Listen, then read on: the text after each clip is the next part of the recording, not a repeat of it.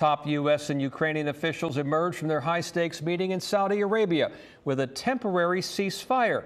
But now Russia has to agree to stop the fighting. Washington correspondent Jesse Tenor reports on these negotiations.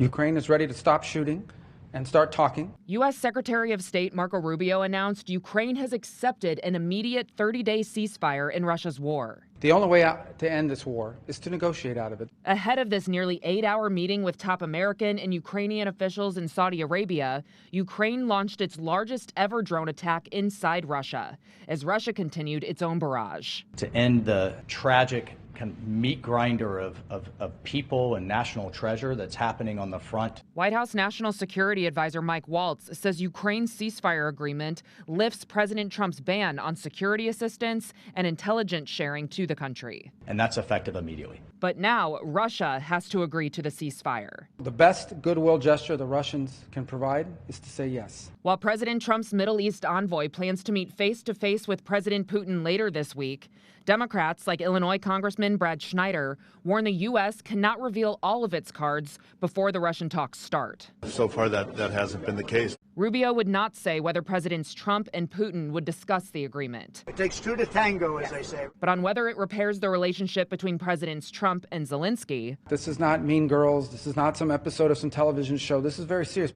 In Washington, I'm Jesse Tenor. And Secretary Rubio says the minerals deal between the U.S. and Ukraine is still going to happen after it fell apart when President Trump kicked Zelensky out of the White House. But he says that agreement was not the subject of today's talks.